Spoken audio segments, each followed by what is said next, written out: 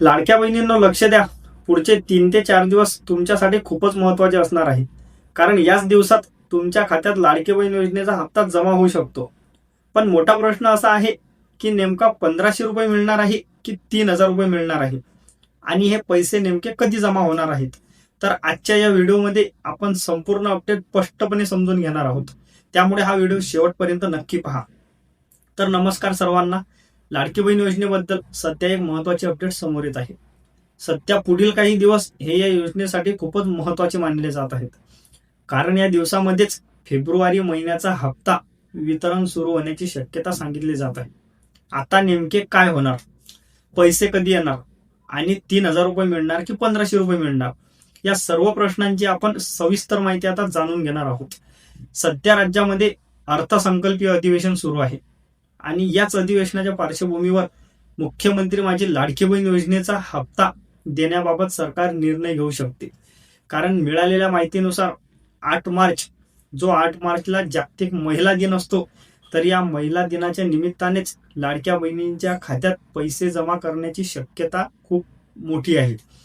म्हणजेच महिला दिनाच्या दिवशी सरकारकडून महिलांना हप्ताच म्हणजे एक प्रकारचे गिफ्ट मिळू शकते. पण इथे एक महत्वाची गोष्ट लक्षात घ्या. आज म्हणजे 5 मार्च आहे आणि 5 मार्चचा दिवस खूप महत्वाचा ठरू शकतो. कारण जर आज किंवा उद्या सरकारकडून GR म्हणजेच सरकारी आदेश जर जारी झाला तर लगेचच वितरणाची प्रक्रिया ही सुरू होऊ शकतेच. म्हणजेच त्यानंतर 7 किंवा 8 मार्च पासून पैसे खात्यात जमा व्हायची शक्यता आहे. मागील वर्षी देखील महिला दिनाच्या निमित्ताने सरकारने ही योजना वितरित केली होती.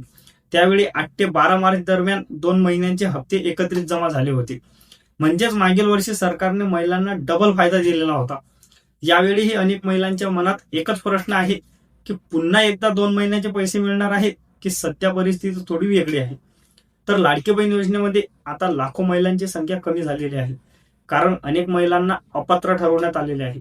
त्यामुळे आता जे वितरण होते 1 ते 2 दिवसात पूर्ण होण्याची शक्यता असते. आता अनेक महिलांना प्रश्न पडतो की सरकारकडे पैसे आहेत का? तर हो, सरकारकडे मार्च महिन्यापर्यंतचा निधी आधीच उपलब्ध आहे. डिसेंबरच्या अधिवेशनात सरकारने जानेवारी, फेब्रुवारी आणि मार्च या 3 महिन्यांसाठी निधी उपलब्ध करून घेतला होता. म्हणून पैसे देण्यात कोणतीही आर्थिक अडचण नाही. सुरुवातीच्या काळात या योजनेसाठी दर महिन्याला 300 ते 400 कोटी रुपयाचा निधी लागायचा. पण अलीकडेच लाभार्थी कमी झाल्यामुळे मागील हप्त्यासाठी फक्त 98 कोटी रुपयाचा निधी वापरला गेला. यावरून लाडक्या बहिणींना स्पष्ट होते की सरकारकडे निधी उपलब्ध आहे. आता सर्वात मोठा प्रश्न असा की लाडक्या बहिणींना 1500 रुपये मिळणार की 3000 रुपये मिळणार.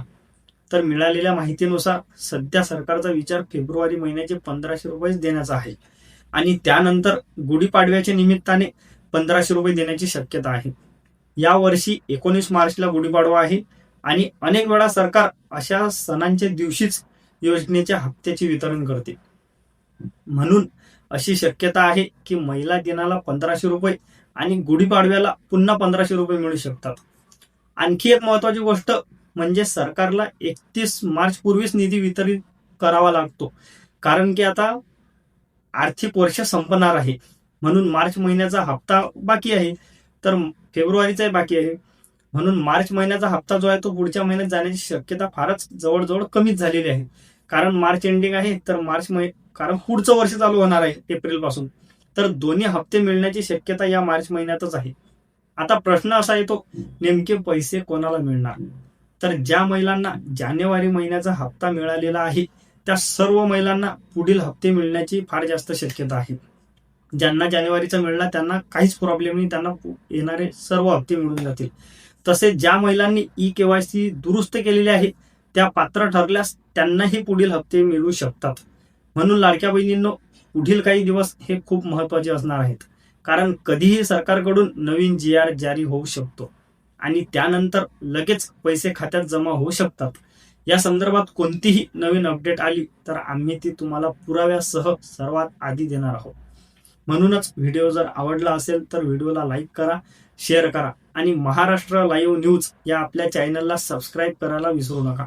तुमचे जर काही प्रश्न असतील तर ते कमेंटमध्ये तुम्ही नक्की विचारा. धन्यवाद.